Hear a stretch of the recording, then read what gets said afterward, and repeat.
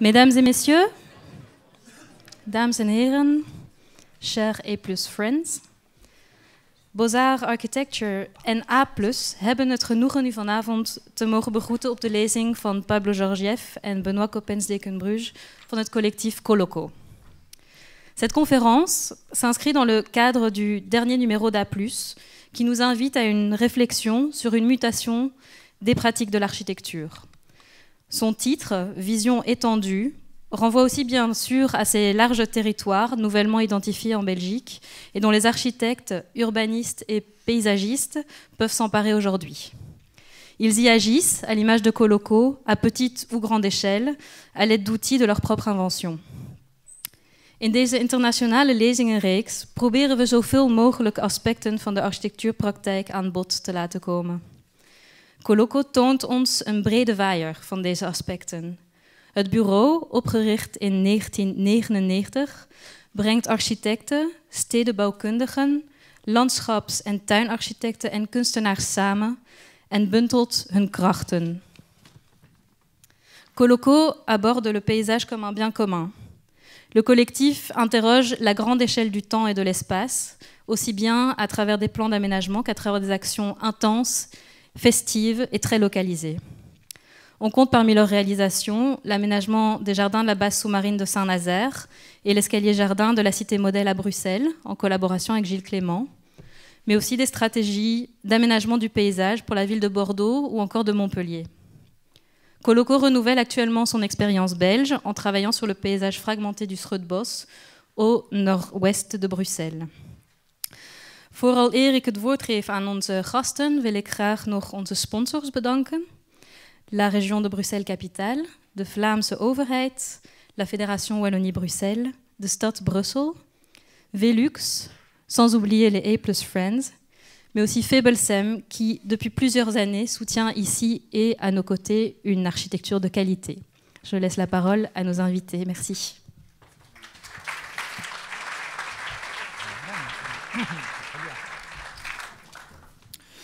Mesdames et messieurs, bonsoir. Merci d'être venus si nombreux malgré les conditions météorologiques éprouvantes. Merci beaucoup à Beaux-Arts et à Plus pour cette invitation, qui est pour nous l'occasion de partager avec vous quelques projets, un petit bout de la trajectoire de ces dernières années que nous avons effectué à travers les projets. Alors ce symbole kabbalistique n'est pas celui d'une nouvelle secte dont on n'aurait pas encore reconnu les membres, mais c'est un petit logo qu'on utilise pour expliquer un petit peu ce qu'on appelle le cycle du faire et refaire, qui est une manière de travailler sur le territoire, sur le paysage, sur les jardins, dans un cycle itératif qui passe par l'exploration, la stratégie, l'action, la construction et la transmission, et ainsi de suite. Car contrairement à la construction, au design d'objets, le travail avec le vivant ne finit jamais. On passe et repasse sur le même terrain, on fait, refait les mêmes choses, on s'occupe plusieurs fois de suite des mêmes arbres, des mêmes êtres, des mêmes lieux. Et c'est un petit peu de cette façon-là qu'on a choisi de vous introduire un petit peu l'outillage qu'on a fini par mettre au point de façon tout à fait intuitive. Nous ne sommes pas des théoriciens qui avons patiemment élaboré une formule magique qu'on aurait ensuite appliquée à une série de cas d'études, mais plutôt des gens de l'empirisme, du faire et refaire, du se tromper, corriger, refaire mieux la fois d'après. Et c'est un petit peu comme ça qu'on a élaboré ces outils. Prochaine.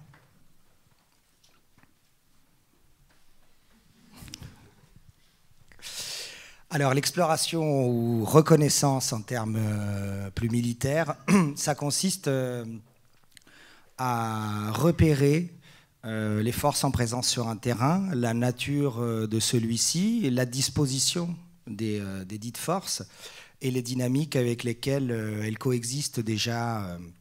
Alors, on travaille souvent sur des endroits qui sont délaissés, un peu en retrait de la gestion humaine, mais c'est aussi valable dans des endroits extrêmement gérés, extrêmement précisément traités, comme des jardins historiques. Il y a toujours quelque chose là où on est amené à travailler, là où on est invité à fréquenter un terrain. Et la lecture de ces éléments à travers une présence physique, c'est quelque chose de très important pour nous parce que c'est là que tout prend source. Prochaine.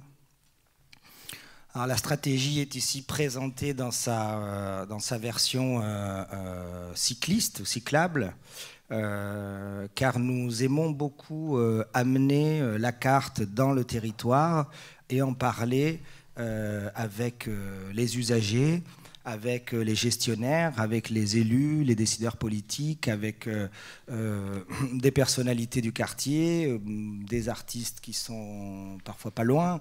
Et c'est une manière de construire le projet à laquelle nous tenons beaucoup. Et donc il y a cette idée vraiment de toujours essayer de faire sortir les décideurs des salles de réunion, des institutions. Parce que depuis les salles de réunion, on voit rarement le terrain, et quand on le voit de très loin. Or, le contact physique avec la réalité sur laquelle on est amené à travailler, ça fait penser différemment. L'action, c'est le cœur du sujet, c'est là qu'on se trouve le plus à notre aise, parce que nous pensons que, en tant que paysagiste ou professionnel de l'aménagement, on ne peut pas faire l'économie du travail manuel, du travail physique, d'éprouver ce que ça signifie de planter un jardin, de terrasser, de porter de la terre, de mettre les mains dedans. C'est aussi une manière de transmettre un savoir aux gens qu'on invite à participer à ce qu'on appelle l'invitation à l'œuvre, mais aussi à prendre des gens qui habitent déjà ces lieux-là. On trouve très souvent des jardiniers plus ou moins ancrés dans le territoire, plus ou moins âgés, qui ont vraiment beaucoup de savoir-faire sur leur propre jardin. Et puis, le jardin, c'est une discipline empirique. Les mêmes plantes ne se comportent pas pareil sous tous les climats. Quelque chose qui va fonctionner à un endroit ne va pas fonctionner de la même manière à un endroit qui climatiquement est plus ou moins équivalent. Il y a aussi toute une manière de faire culturelle sur comment on cultive, un rapport très fin aux saisons, au temps qui passe, et ça, on l'apprend vraiment quand on fait ensemble. Prochaine. Alors, la construction, ici nous sommes à Montpellier sur une zone humide qui était extrêmement dégradée, plutôt utilisée comme décharge. Et à travers la construction de cette passerelle, peut-on dire assez chic, cet environnement qui était plutôt perçu comme un endroit sale, dangereux et puant de la ville, est mis en valeur dans sa caractéristique de réservoir de biodiversité, de zone de reproduction d'un grand nombre d'espèces. Toutes ces zones humides sont extrêmement riches et extrêmement nécessaires aux écosystèmes. Et c'est vrai qu'avoir ce genre de choses en plein centre-ville, en général, dans l'imaginaire des gens, c'est pas forcément très glamour, mais si on arrive à mettre en valeur à travers des petits aménagements périphériques le fait que ces zones-là sont des lieux précieux, on peut peut-être les rendre plus amicaux aux habitants. Et alors, cette petite construction, elle dit aussi que le travail que nous menons n'est pas seulement du type de l'action artistique, mais c'est aussi des maîtrises d'œuvre classiques selon les règlements en vigueur contre lesquels nous n'avons aucune espèce de grief et que nous pratiquons avec grande joie de la même façon. Alors, pour la transmission, nous avons ici choisi l'illustration d'un petit ouvrage que nous avons fait il y a quelques années sur plusieurs projets, mais d'une façon plus générale, le moment de la transmission, c'est peut-être le moment plus important des projets parce que sur les projets de jardin qui sont amenés à durer sur des très longues périodes et certainement longtemps après que nous soyons partis des lieux, cette question de la transmission est fondamentale. Qui va devenir le jardinier de tel ou tel lieu? Comment on va pouvoir l'aider à organiser son travail, à le poursuivre? Comment est-ce qu'on va pouvoir peut-être rester en contact avec cette personne ou ce groupe de personnes? Et comment est-ce qu'on va pouvoir accompagner finalement les jardins dans un temps plus long? C'est vraiment une des questions les plus importantes parce que les marchés publics aujourd'hui sont structurés pour une courte période. On fait notre boulot, on a fini, on est réglé, on est soldé, on s'en va, on n'en entend plus parler. Et la connaissance qu'on a développée pendant ce temps-là, les rapports humains qu'on a pu établir et finalement cette nécessaire action dans le temps, elle est aujourd'hui assez absente des structures de commandes publiques. Et nous pensons que c'est quelque chose qu'il faut corriger dans le temps pour pouvoir vraiment prendre en charge les milieux vivants, qu'ils soient urbains ou non d'ailleurs, de façon plus conforme à ce que leur gestion requiert. Alors, nous disons souvent que nous travaillons sur la question de la diversité urbaine. Alors, la diversité urbaine, qu'est-ce que c'est ?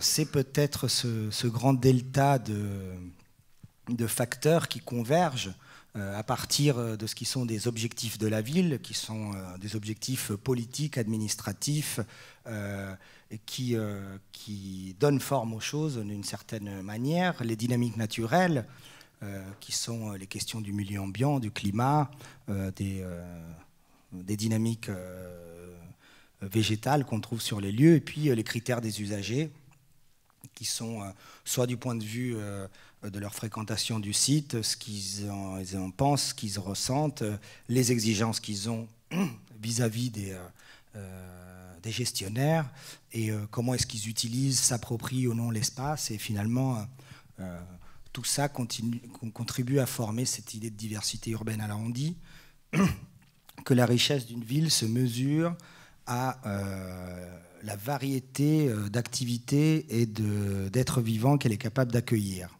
On aime bien cette idée, et du coup, si on met cette idée au centre de nos objectifs, on s'aperçoit qu'on n'est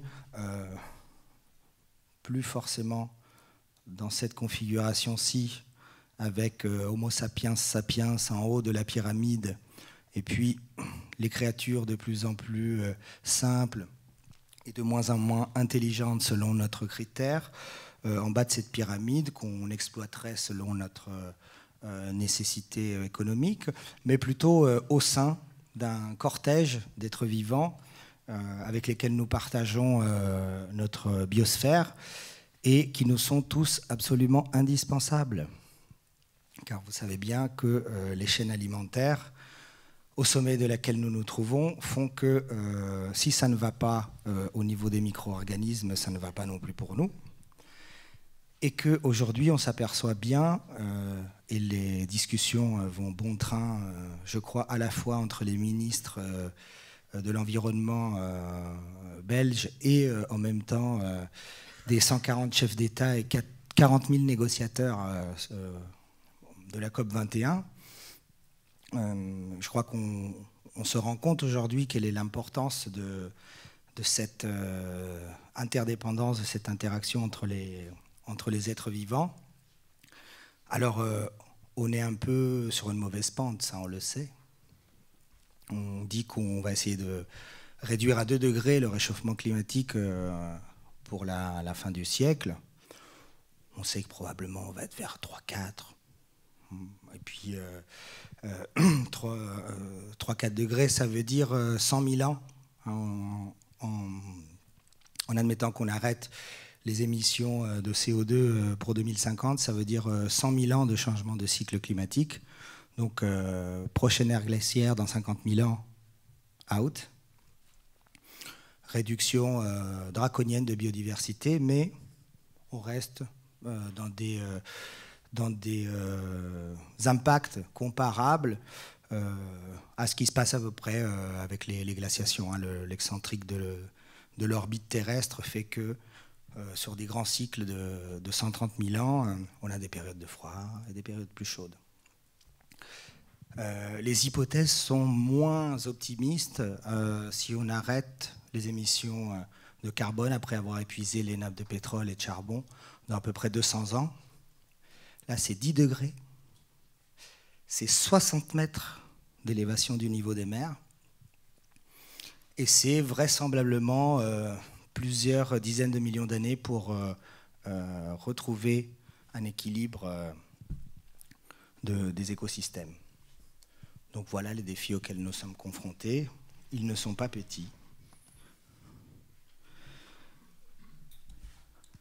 Alors, comment nous, petites fourmis, petits moineaux, pouvons contribuer à faire notre petite part dans ces gros problèmes? Alors nous disons que les paysagistes, nous avons la responsabilité de l'horizon, à la fois dans l'espace et puis aussi dans le temps. C'est-à-dire que l'horizon, c'est la ligne qui sépare le ciel et la terre. Hein. Elle n'existe pas vraiment, mais c'est quelque chose que nous créons à travers la vue. C'est ce qui fait une caractéristique importante des paysages.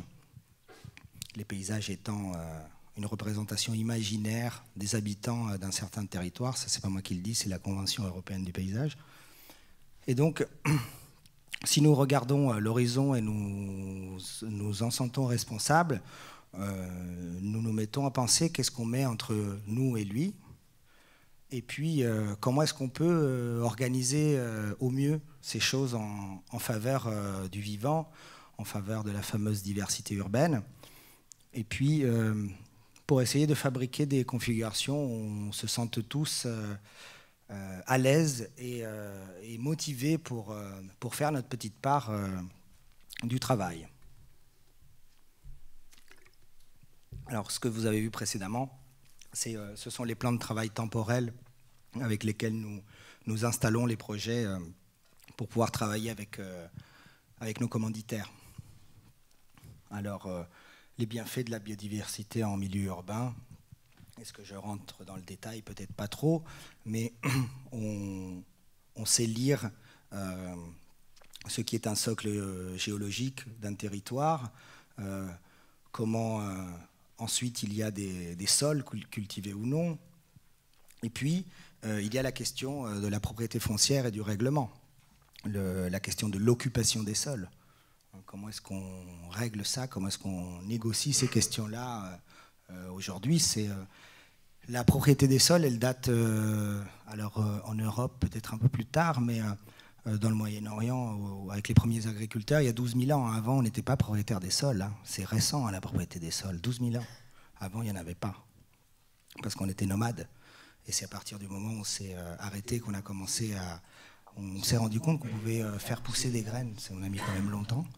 Et du coup, on est devenu agriculteur, on s'est désédentarisé, on a mis des clôtures pour nos bestiaux et nos cultures, et puis on est devenu propriétaire.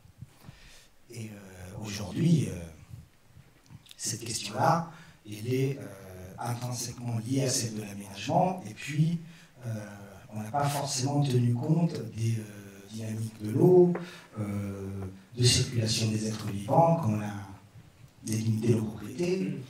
On a élaboré des natures de clôture qui ne sont pas forcément tout à fait perméables à tous ces vivants-là. Donc c'est une question assez importante, même si on n'est pas forcément défenseur révolutionnaire d'un abattage systématique des clôtures. Quand même, la question de leur nature est importante. Alors, oui, la perméabilité de la ville n'est pas la même que les espèces. Il y en a certaines qui n'ont que faire des clôtures.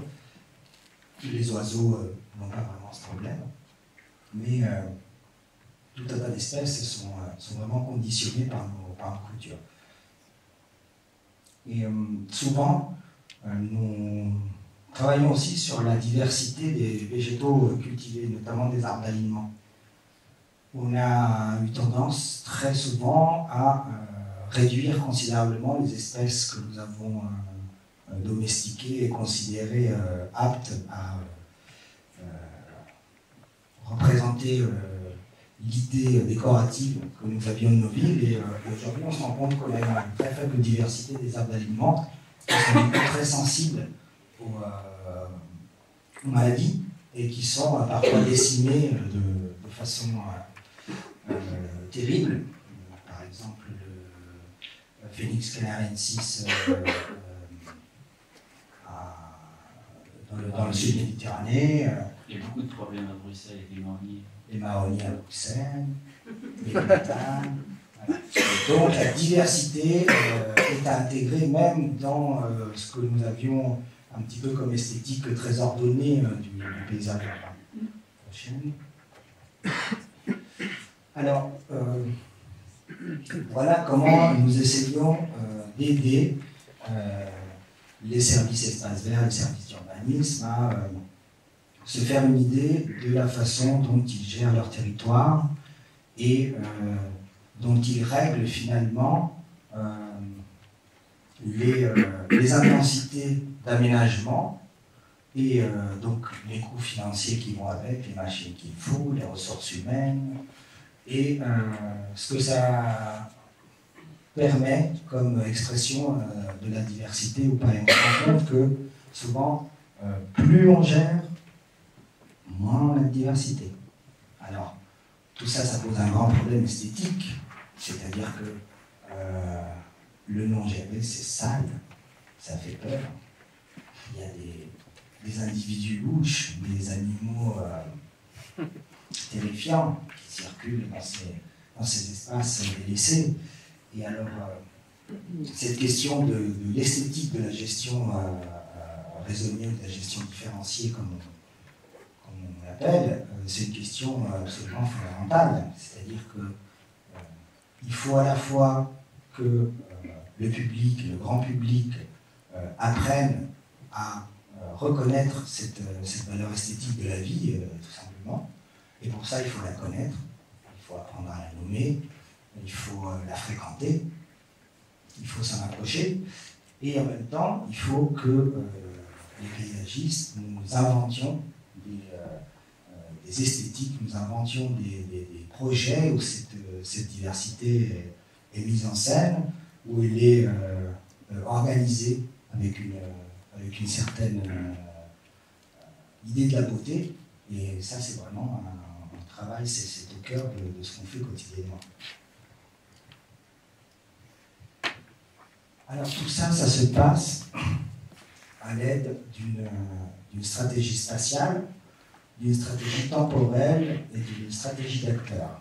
Parce que il est très rare que le paysage soit géré de façon très lisible par un seul organisme qui a des idées très claires sur ce qu'il faut faire, qui est organisé de façon absolument parfaite, lisible et inéquivoque.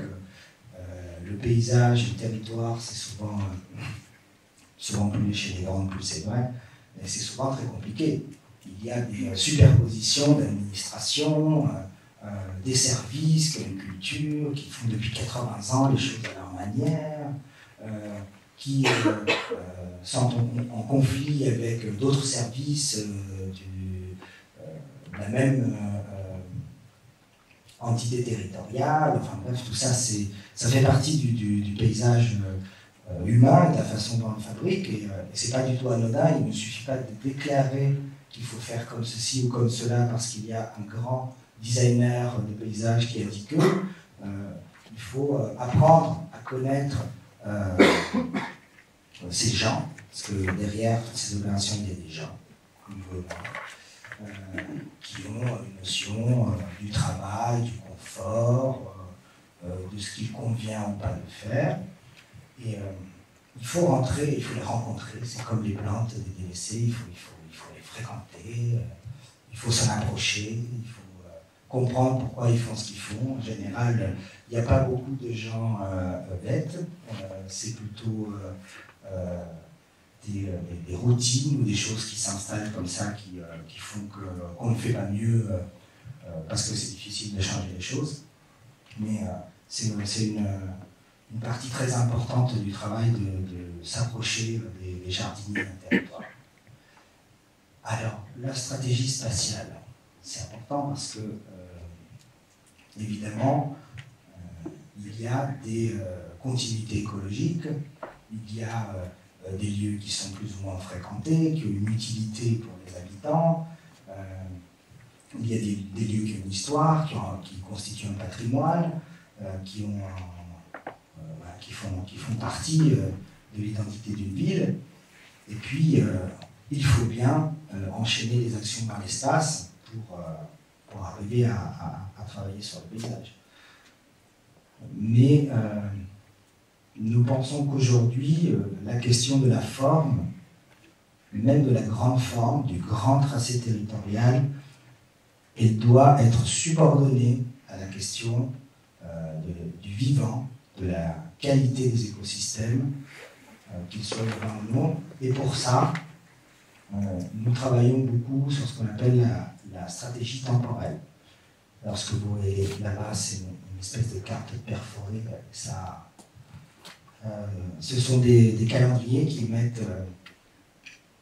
empilent les temps cosmiques des saisons jusqu'au temps politique des mandats électoraux, les temps annuels de la gestion des ressources humaines, des services techniques, et puis on essaye de rentrer dans la gestion du temps des différents acteurs, des différents organismes. On essaye de mesurer avec eux le temps que prennent les choses à faire, comment est-ce qu'on pourrait redistribuer ce temps différemment en faveur de la diversité, parce qu'aujourd'hui, il est quasiment plus question d'augmenter les dépenses dans aucune entité publique. La question de la modestie et de la réduction finalement de la dépense publique, elle est valable à peu près partout dans le monde. Et donc aujourd'hui, on ne peut proposer des choses qu'à budget constant au minimum. Si on propose de dépenser plus, on est hors sujet. Et donc du coup, c'est vraiment dans une analyse fine de ce qui est fait, avec quels moyens et avec quel temps, qu'on peut repenser les projets. Et ça exige aussi de s'approcher des questions de calendrier, des questions de gestion. Et puis le jardinier, parfois le calendrier, c'est son outil fondamental.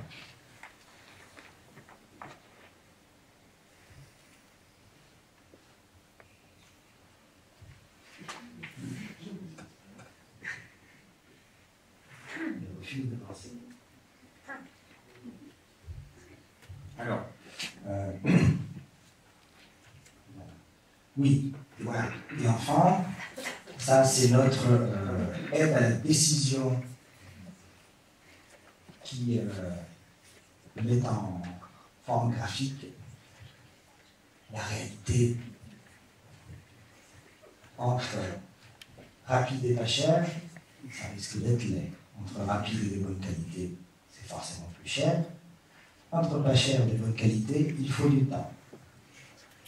Avoir tout ça en même temps, c'est impossible.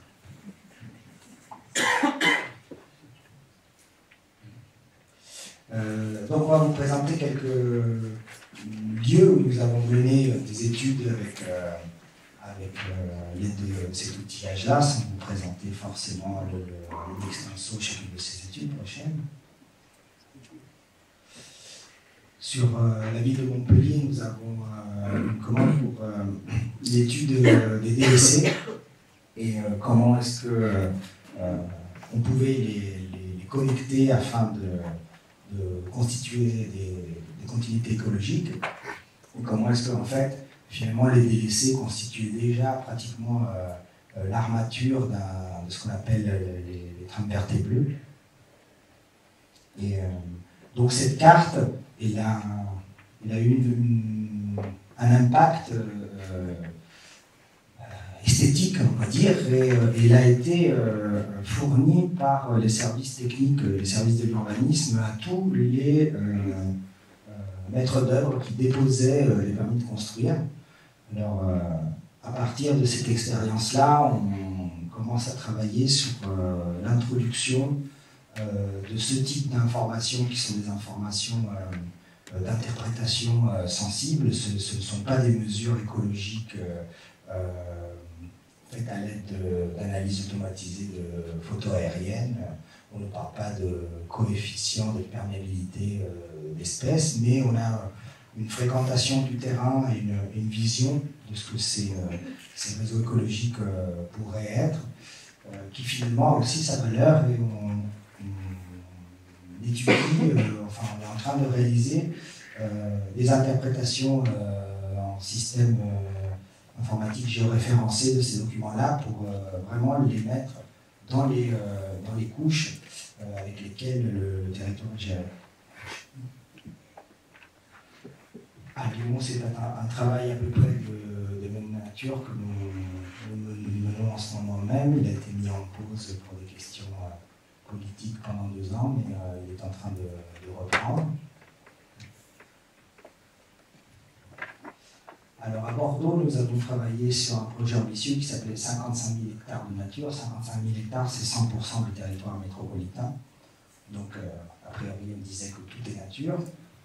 Ce qui me plaît beaucoup, c'est l'idée que je défends. Rien n'est en dehors de la nature, même pas les pierres avec lesquelles nous construisons nos bâtiments, même pas le ciment qu'on fabrique.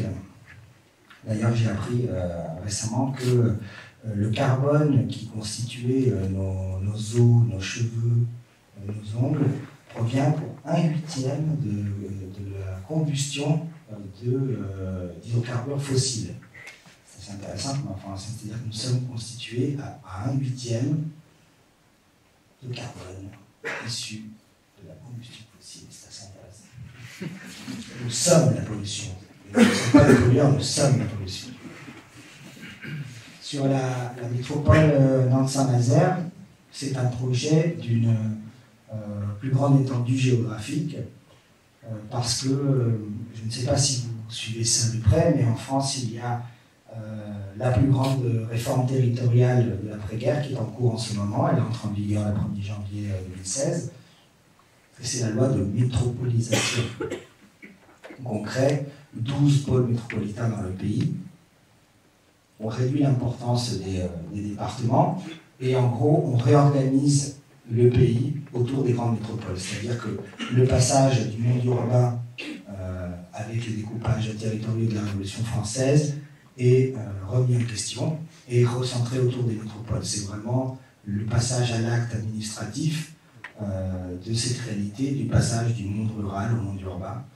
Donc maintenant, on donne plus d'autorité territoriale aux métropoles, on leur donne plus de moyens et on réorganise les territoires en fonction. Donc, Nantes-Saint-Nazaire sont distantes de plus de 60 km, donc c'est pas tout près, ça met en tension des territoires qui étaient traditionnellement pas forcément de même culture, pas forcément de même bord politique, bien qu'ici il y ait plutôt une bonne entente.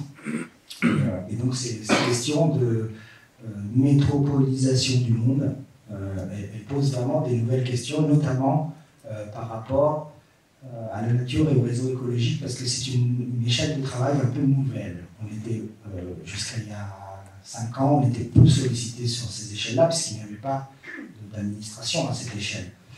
Et c'est en train de devenir un des principaux sujets de travail. Ça recoupe peut-être ce que les territorialistes italiens, je ne sais pas si vous êtes familier avec la pensée d'Alberto Magnaghi, le projet local, la biorégion urbaine, il y a peut-être là une espèce d'unité territoriale qui permettrait ce qu'il appelle le pacte ville-campagne. Et c'est une piste de travail fort intéressante. Et c'est peut-être une échelle sur laquelle l'agriculture locale peut s'exprimer, sur laquelle la gestion de l'eau peut fonctionner. Prochaine. Voilà le cas Saint-Étienne. Donc cette échelle de travail, elle occupe pas mal en ce moment sur différentes villes. Et voilà, on la traite sur la question des continuités écologiques, sur la question du réseau, de la mise en forme relationnelle des acteurs qui fabriquent, qui entretiennent le paysage, et puis sur la question du temps, parce que ça passe. Alors je vais rentrer un petit peu plus en détail dans le projet des Calanques de Marseille, qui est le deuxième parc national urbain du monde, après la Floresta da Tijuca à Rio de Janeiro. Prochaine. Alors ici, c'est une inversion du regard. Hein. Vous avez ici le parc des Calanques, hein. Vous avez le plateau sous-marin, la Corse, la Sardaigne. Et du coup, si on regarde la Méditerranée dans ce sens, le parc reprend une position intéressante. Alors c'est intéressant parce que c'est un parc qui est aux 3/4 sous-marin. Donc on a pris acte du fait que l'écosystème, que l'épaisseur du vivant allait du sommet des reliefs jusqu'au fond de la mer, et que tout ça c'est absolument interdépendant et qu'il faut s'en occuper de la même façon et en comprendre les cycles. Prochaine. Alors, ce parc national des Calanques, c'est une conquête. Ça fait très très longtemps qu'une série d'acteurs se bat pour ce projet, qui a eu un atlas des paysages, qui a eu une charte paysagère, et maintenant il y a ce plan de paysage du parc national des Calanques. Alors, un plan de paysage d'un parc national, personne ne sait très bien ce que c'est. Et c'est un projet expérimental qu'on suit tous avec attention, même ceux qui sommes en train de le faire, parce que sur le parc des Calanques, il y a 7 gestionnaires différents. Le parc national n'a pas centralisé les moyens de gestion, donc il a un titre d'animateur. Il doit composer, il doit fabriquer une idée de paysage et la transmettre à des communes différentes, avec des services différents, avec des services d'échelle nationale comme l'Office national des forêts, avec des services techniques de très petites communes qui ont 4 employés municipaux. Donc il y a un grand écart dans les acteurs et il faut pouvoir fabriquer une idée de paysage qui traverse toutes ces échelles-là et sur lesquelles tout le monde puisse travailler un peu dans le même sens, quelle que soit la taille de son institution. Prochaine. Alors c'est intéressant parce que les parcs nationaux urbains ont un réseau. Il y a Cape Town en Afrique du Sud, il y a donc le parc de Tijuca à Rio de Janeiro, il y a une série de parcs qui ont des expériences très diverses, et ils se réunissent en colloque. C'est à Marseille il y a quelques semaines, et c'est très intéressant. Nous avons appris que les anglo-saxons déclenchent des actions en justice tout de suite. Voilà, c'est la culture anglo-saxonne, c'est le parc porte plainte contre la ville immédiatement. Voilà. Et toute la relation entre le parc et la ville se règle avec des avocats spécialisés, dans des instances très judiciarisées, et on ne discute pas dans le vide, dans des réunions. On paye pour ça, on a des avocats compétents, on paye et on travaille de façon très technique sur des questions d'interprétation de loi territoriale, et on est en procès. Voilà. C'est une façon un peu culturellement différente de la nôtre de traiter ces sujets, mais moi j'étais très intéressé d'apprendre ça, Et peut-être cette culture-là s'étendant de façon de plus en plus prégnante dans le monde, on va peut-être y venir dans nos contrées, même si notre background culturel est très différent. Alors, comment est-ce que ça va fonctionner? C'est une grande question. Est-ce qu'on va le faire? Est-ce qu'on va pas trouver une alternative? Je ne sais pas. Voilà, je vous raconte un peu ce que nous avons appris à cette occasion. Alors, c'est le parc national des Calanques, c'est une fantastique sculpture issue de l'érosion hydrique et éolienne de ces montagnes, et qui s'est probablement accélérée parce que ces montagnes ont été anthropisées, on y a fait de l'élevage, on a coupé les forêts de chênes, et on y a installé des pins qui sont maintenant identifiés comme la plante emblématique de ce parc, alors que les pins d'Alep ne sont pas du tout le cortège floristique originel de ces formations.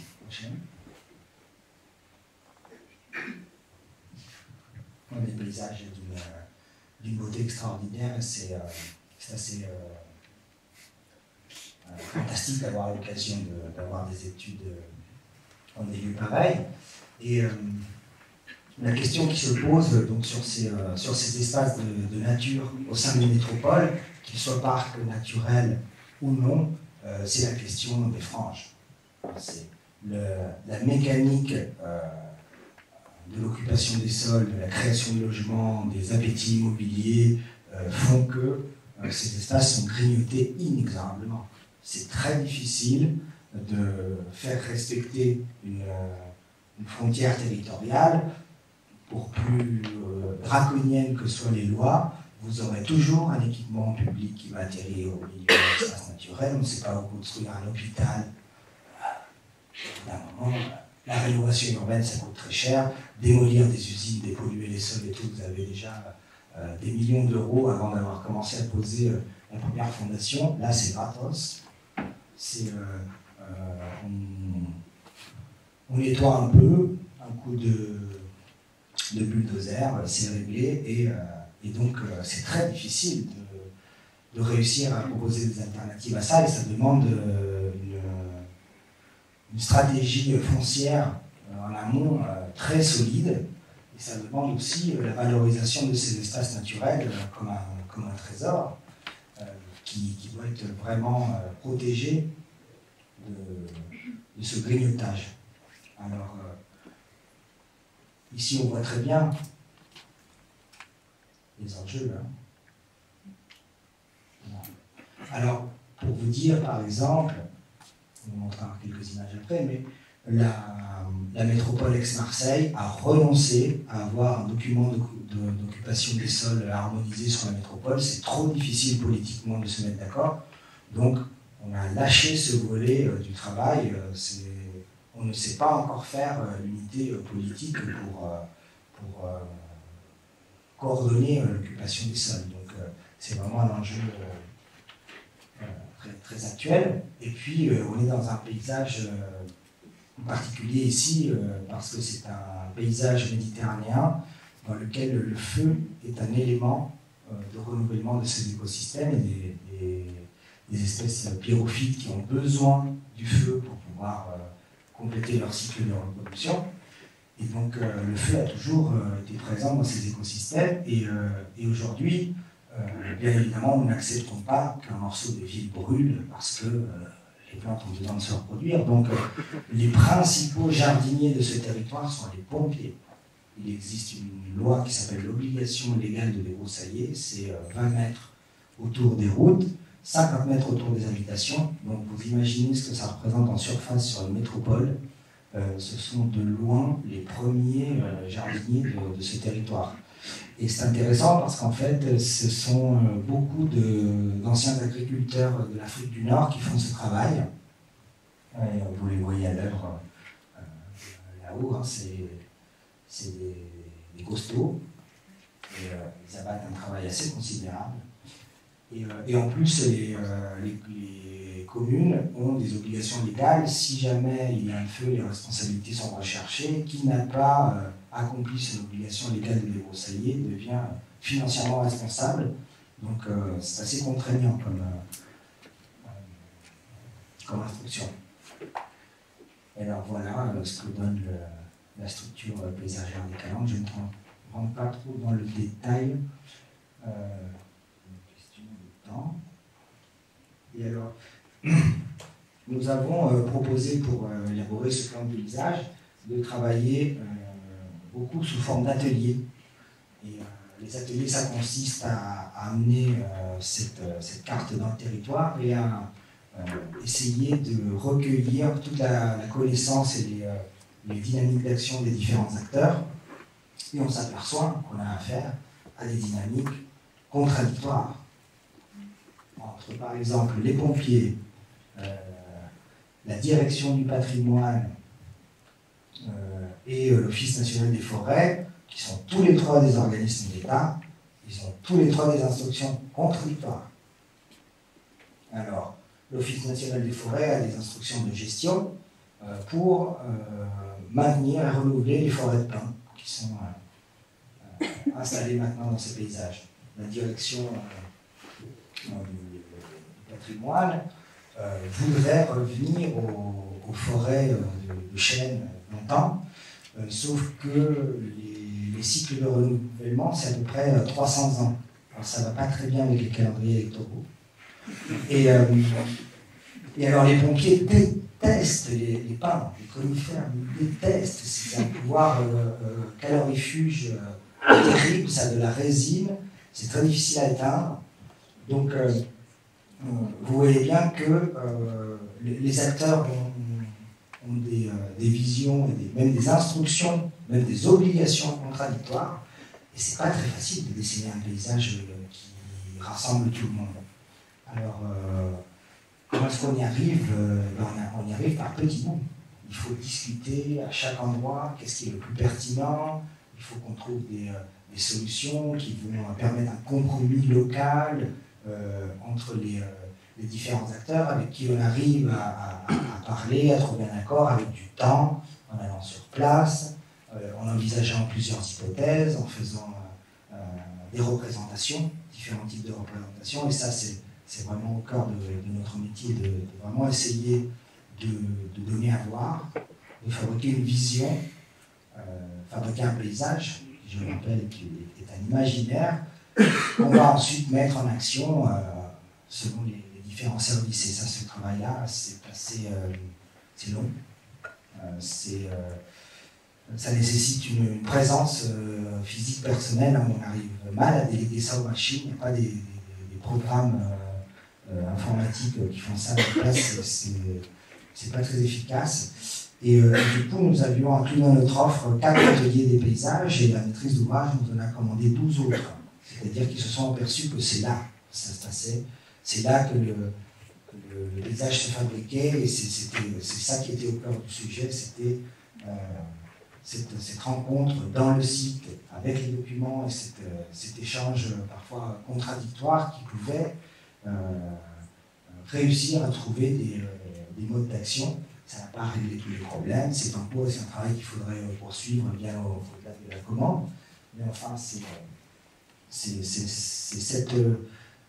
ce travail-là que finalement on a envie d'appeler le plan de paysage, et c'est pas un document graphique fini qui a une validité dans le temps très étendu, c'est plutôt un processus qui a une série de représentations que nous on voudrait plutôt à date de péremption pour obliger à relancer ce processus de discussion. Et finalement, c'est vraiment ce travail-là avec le vivant qui est plus de l'ordre du jardin qui à notre avis, est la voie pour ce type de projet. Alors ça, c'est la métropole Aix-Marseille. Vous voyez le parc des Calanques qui est là, hein, c'est tout petit. À cette échelle-là, bien sûr. C'est assez grand. Et donc, nous avons été appelés pour travailler avec l'urbaniste David Mangin sur la question métropolitaine, à partir de ce travail qu'on avait fait sur les Calanques. Et là, une nouvelle fois, on se rend compte que c'est un territoire assez extraordinaire qui est presque pour moitié composé de parcs nationaux. Prochaine. Alors voilà, ça ce sont des cartes techniques hein, de localisation des zones en jeu, sans peut-être pas trop rentrer dans le détail. Mais en tout cas, ce qui est très intéressant, et on a choisi de vous le montrer pour ça, c'est que ce grand territoire métropolitain, décrété par une loi nationale, met ensemble Aix-en-Provence, Marseille, qui sont vraiment des villes de nature et de culture aussi opposées qu'on peut l'imaginer. Une ville plutôt petite, de grands propriétaires terriens, avec une culture des grandes demeures, des beaux paysages soignés, et puis Marseille, vous connaissez, avec une culture portuaire, avec une immigration suite au conflit de décolonisation très importante, avec une gestion parfois un peu opaque. Donc, évidemment, ces villes ne s'entendent pas du tout. Les discussions se passent à la hache à deux mains. Les menaces physiques sont courantes dans la réunion de travail.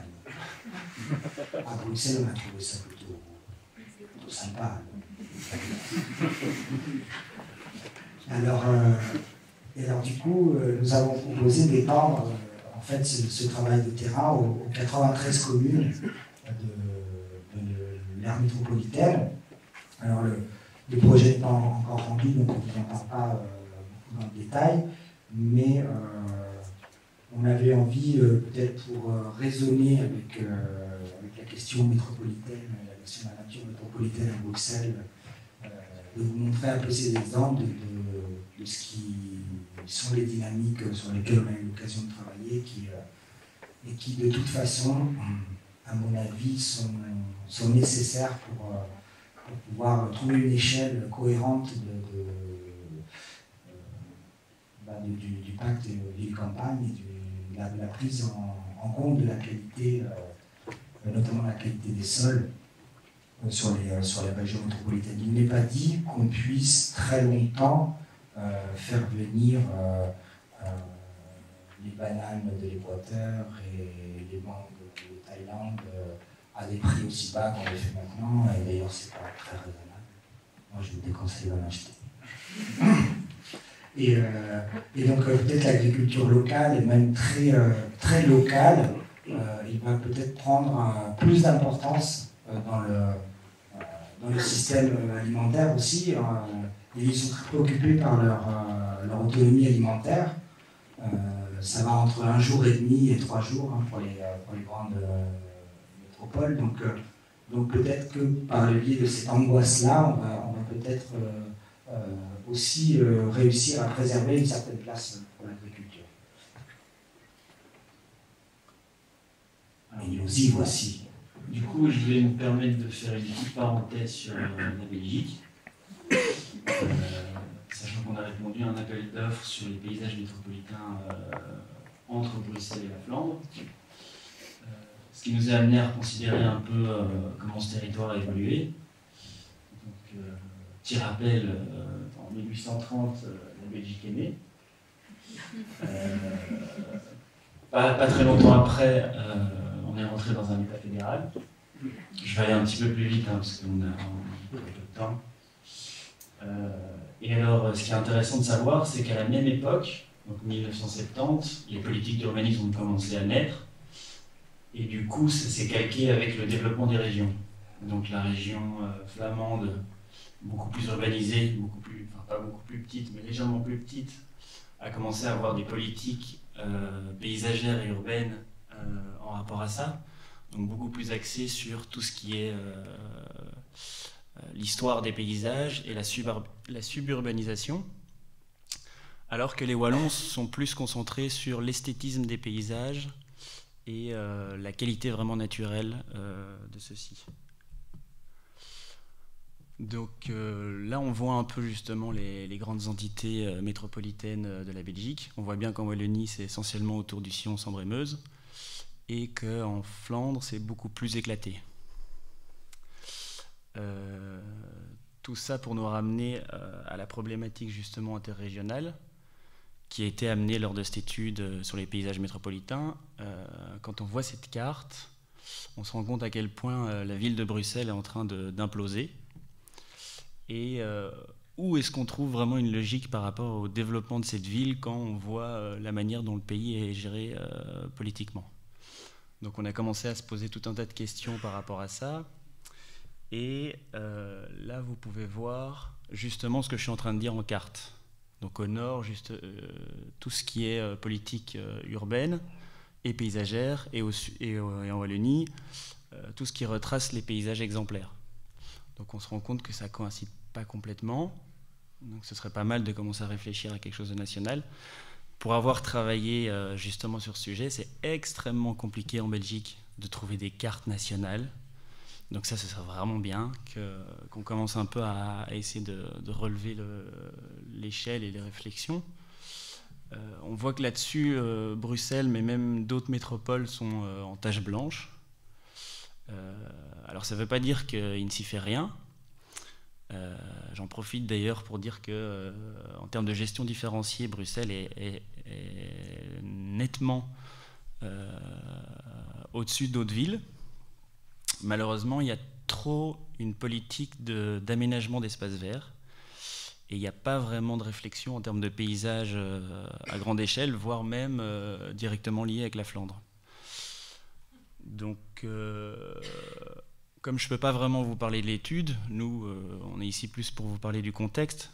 Alors, ça ne veut pas dire qu'on ne va pas du tout dire de choses intéressantes, mais on va plus vous expliquer comment nous, on a vu un peu la chose. Donc voilà un zoom un peu de ce que j'étais en train de vous dire. Et voici le site qui nous a été amené à étudier avec l'équipe d'architectes d'Espace et Gilles Clément. Donc ça a une forme d'écoinçon, donc une forme triangulaire qui part de la porte de Ninove jusqu'au Grand Bigard et qui s'étend vers les Pajottenland. Alors ça, on a trouvé ça très intéressant parce que c'est très belgo-belge. Sachant que les Pajottenland, pour ceux qui ne savent pas, sont les paysages qui ont fait naître la gueuse. Donc la Fligem, notamment, vient de là. Donc nous, on a trouvé ça extrêmement intéressant, ce trésor en fait, de biodiversité qui va jusque presque le centre de la ville. Et donc on s'est essentiellement positionné par rapport au fait d'essayer d'éviter à tout prix l'urbanisation de cet espace. Donc là, on voit ici, là, on voit notre site d'étude. Je ne sais pas si vous avez des bons yeux, mais c'est donc de la place Poularde. On voit donc les 3 tours de logement, la tour arc-en-ciel et l'église qui est sur chaussée de Ninove. Et tout ce qu'il y a là derrière, ça constitue justement le site de travail. Je trouvais ça important de montrer cette image parce que c'est une vue qui est quand même connue des Bruxellois. Et mine de rien, quand bien même que ce soit un peu au fond de la ville, on le voit quand même du palais de justice.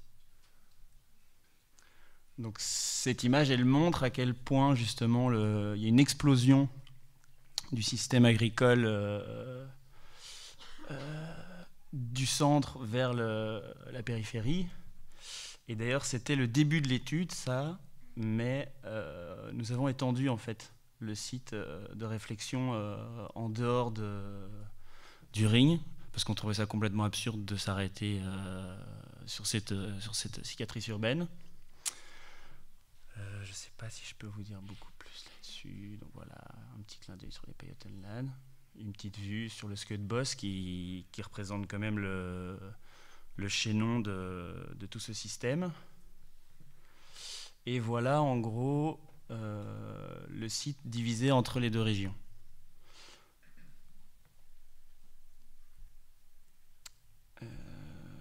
Donc ça, c'est une vue justement de la tour Arc-en-Ciel sur ce Pajottenland, sur ce Skutbos, pardon.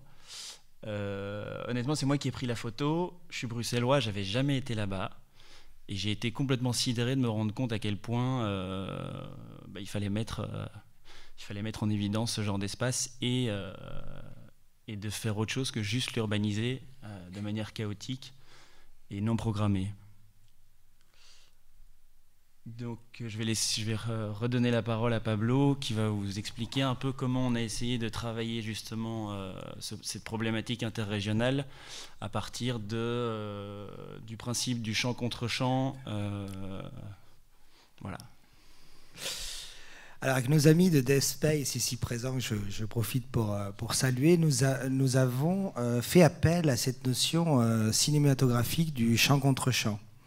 Elle n'est pas très familière du paysage, mais c'est une notion qui est utilisée généralement pour les dialogues au cinéma. On montre tour à tour l'un ou l'autre des interlocuteurs et on reconstitue ainsi cette double vision d'une situation. Et il nous a semblé que cette notion était très utile à cet endroit-là parce qu'on était à la fois dans un paysage rural qui s'approchait presque jusqu'à toucher le cœur de l'agglomération et dans l'autre sens dans quelque chose qui s'en allait vers la campagne avec une proximité très très grande finalement qui est assez étonnante pour une grande métropole européenne. Et on s'est dit que peut-être Bruxelles de par son rôle dans la communauté européenne, pouvait être exemplaire dans cette coexistence avec la campagne. Alors ici, on a encore des modes de production extensifs. On y fait du foin avec des semences probablement stériles, avec probablement des fertilisants et des agrotoxiques, probablement, je dis car ce n'est pas vérifié, mais à vue d'œil, à dire d'experts, comme on dit, ça ressemble comme de gouttes d'eau à ça. Et on pourrait peut-être y pratiquer un autre genre d'agriculture. On pourrait peut-être s'intéresser à la préservation de la qualité des sols comme quelque chose d'extrêmement précieux. 80% de la biomasse de la planète se trouve sous la Terre et elle est en train de se dégrader plus vite que celle qu'on voit au-dessus de la surface. Donc c'est la préservation de la fertilité et tout ce qui s'ensuit. Hein, c'est une idée toute simple et ça oblige à ne pas empoisonner l'eau, ça oblige à arrêter d'utiliser des agrotoxiques et des semences brevetées. Ça fait changer tout le mode de production et d'organisation du territoire. C'est une petite partie, on pourrait essayer, ça pourrait être un petit projet expérimental. Et on trouve que l'endroit est assez approprié pour ça. Alors, c'est aussi, vous avez vu la découpe assez étrange de ce site. Hein, si on se demande, mais l'auteur de la délimitation de ce site avait été saisi d'une grande fantaisie.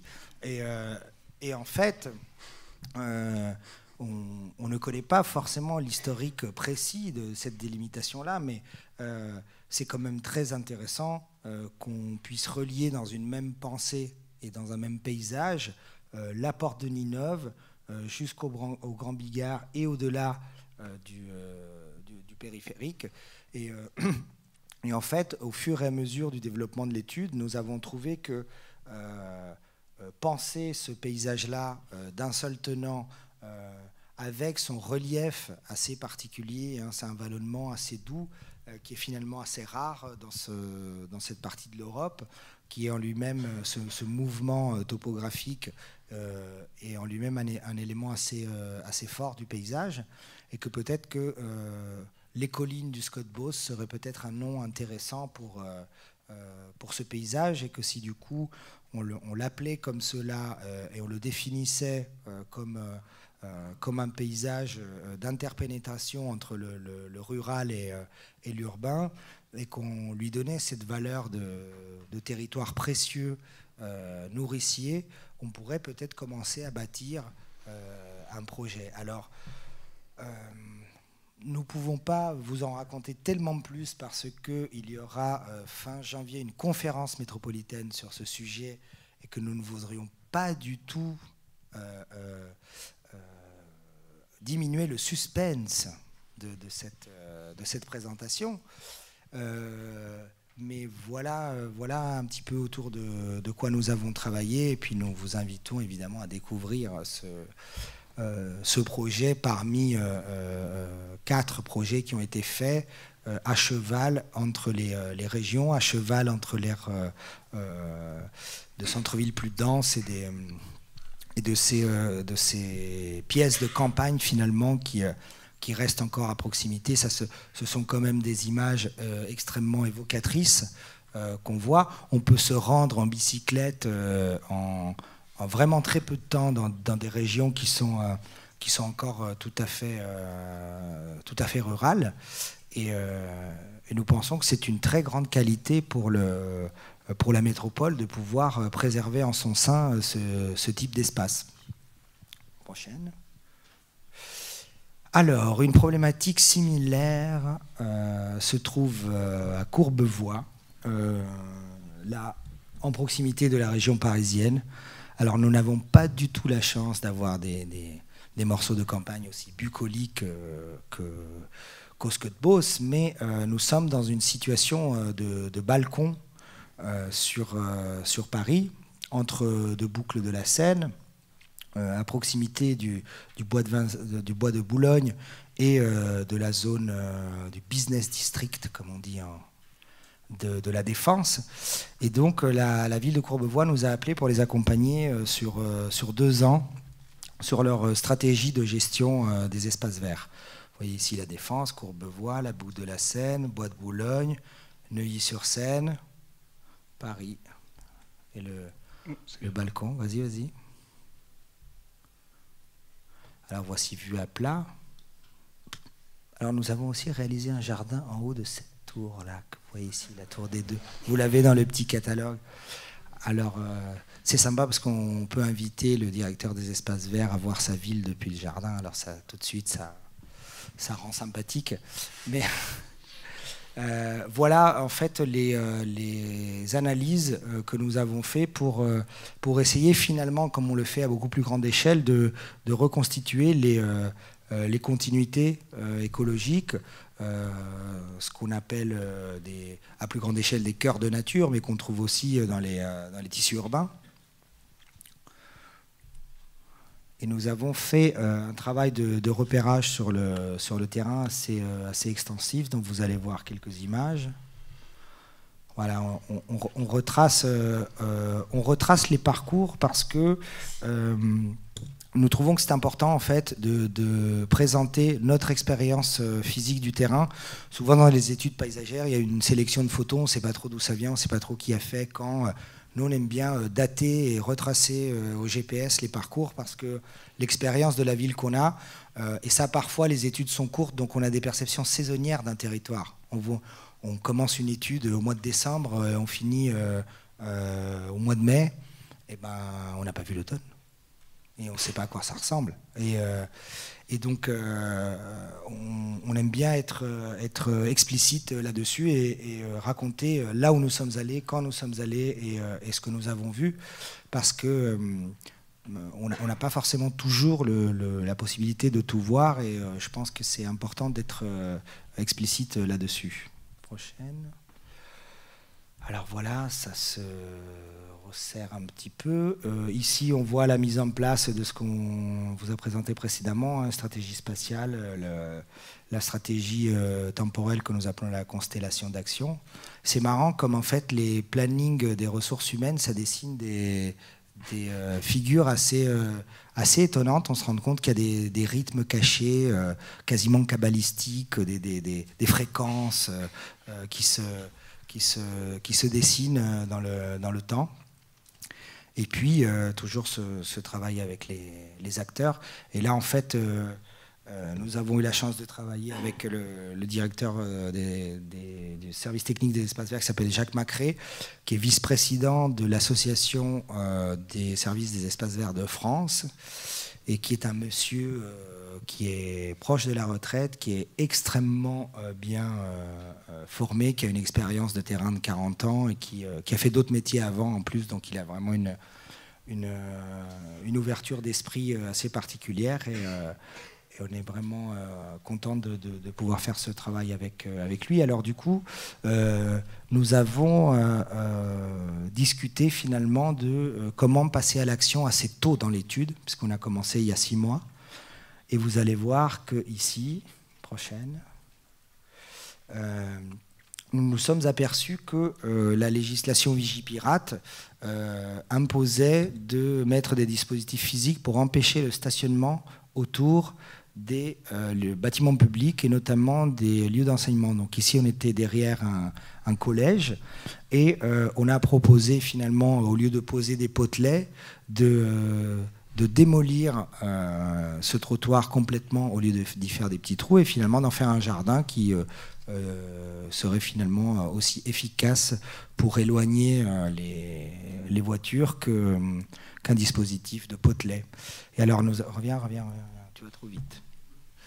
Nous avons élaboré ce projet avec les végétaux en stock à la serre des services espaces verts. Nous n'avons absolument rien acheté. Nous avons travaillé avec leurs ressources humaines et les végétaux qu'ils avaient en stock. Prochaine. Et donc nous avons dessiné un jardin. Nous avons associé les végétaux comme on fait d'habitude les jardins. Prochaine. Et nous avons en fait fait une préparation qui a duré 3-4 jours. Nous avons démoli en fait l'asphalte avec une pelleteuse, parce qu'à la main c'est plus long. Ça se fait bien, hein, mais ça requiert plus de constance et des bons gants. Et nous avons invité les habitants et quelques amis à réaliser cet aménagement en un week-end. Donc en 48 heures, à peu près entre 50 et 100 personnes, nous avons transformé cette rue. Prochaine. Alors, nous aimons bien ces moments où on travaille tous ensemble avec les enfants des écoles. Vous reconnaissez... C'est parce qu'il est ennemi. Vous reconnaissez ici votre serviteur. Et nous aimons bien ces moments en fait, où on peut travailler ensemble sur une réalisation parce qu'on apprend beaucoup et parce que ça crée des liens et qu'on ne gère pas les choses de la même façon après. C'est-à-dire qu'au lieu d'envoyer un recommandé au service des espaces verts en disant c'est un scandale, on a le numéro de téléphone, on dit Jackie, est-ce que tu peux passer? On pourrait peut-être mettre un coup de main. Et ça rend vraiment la ville beaucoup plus amicale. Et alors ça, c'est notre grand trésor. Hein. C'est aussi les enfants qui récupèrent aussi une proximité avec la terre, qui apprennent à planter. Ils sont très naturellement disposés et préparés à faire ça. Je pense qu'ils ont un instinct de chasseur-cueilleur, mais ils ont aussi un petit peu un instinct d'agriculteur. Et finalement, il n'y a pas besoin de leur expliquer très longtemps ce qu'il faut faire. Et je pense que c'est très important pour nous de leur transmettre un savoir-faire dès tout petit.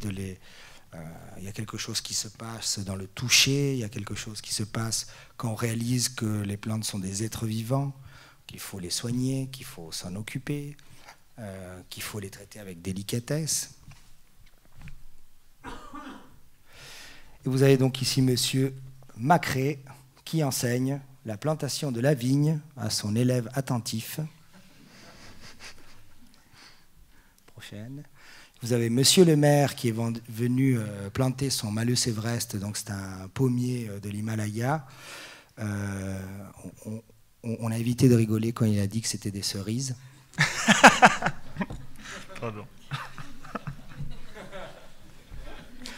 Comme quoi, la pédagogie du vivant doit se diffuser à toutes les échelles. Prochaine. Alors, l'inauguration, on aime bien ça. Il y a un petit rituel. Il faut toujours marquer le coup. La prochaine. Alors voilà ce que ça donne vu du haut de l'immeuble d'en face. Hein. Les Allemands appellent ça une Kinderstraße.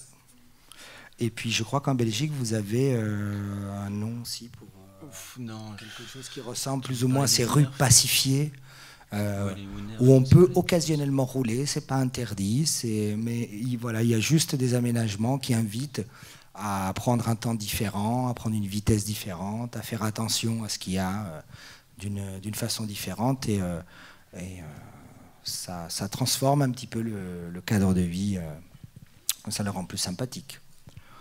Du point de vue du jardin, c'est pas mal. On a travaillé un peu avec la palette qu'il y avait à disposition, mais on est plutôt assez content du résultat. Il y a une certaine diversité, ça ressemble vraiment à un jardin. Et puis du point de vue de la composition plastique, ça raconte aussi quelque chose. Et du coup, on est assez content d'avoir réussi à réaliser cette invitation à l'œuvre au début du projet, c'est-à-dire que ça a pu donner la mesure aussi à l'équipe des services techniques et aux politiques qu'en fait, finalement, cette manière de faire, c'était pas une réalisation exemplaire au bout d'une longue étude où on se disait quand même ils nous ont convaincus en plus du rapport de réussir à arriver à réaliser quelque chose. C'est peut-être quelque chose qui pourrait devenir vraiment un mode de faire différent. C'est en tout point comparable en coût au mètre carré aux aménagements traditionnels, c'est-à-dire ça coûte pas moins cher, ça coûte pas plus cher. On dépense moins en matériaux et on dépense plus en organisation, mais ça crée vraiment un rapport à tous ceux qui ont réalisé ensemble qui est assez intéressant et ça fait équipe, c'est-à-dire que on traverse un petit peu la définition classique des rôles entre le gars des services municipaux, c'est son job, il ramasse les papiers, l'usager de la ville, électeur, qui dit on m'avait pas promis ça, j'écris un recommandé. Les parents des enfants qui jouent, qui sont tout le temps à craindre le danger et à demander pourquoi on ne s'occupe pas mieux de ces parties de la ville. Et puis finalement, le fait de réaliser tous ensemble, ça construit ça construit une équipe, ça construit des rapports différents et c'est peut-être une des possibilités, des nouvelles façons de jardiner la nature en ville. Hein, on n'est plus des agriculteurs productifs tous, on n'est plus forcément des jardiniers qui avons un petit lopin de terre à l'arrière de notre maison. On vit dans des formes urbaines beaucoup plus denses, beaucoup plus peuplées, avec moins d'espace, mais ce qui nous reste dans les rues de nos villes, on pourrait peut-être le traiter de cette façon. Merci de votre écoute.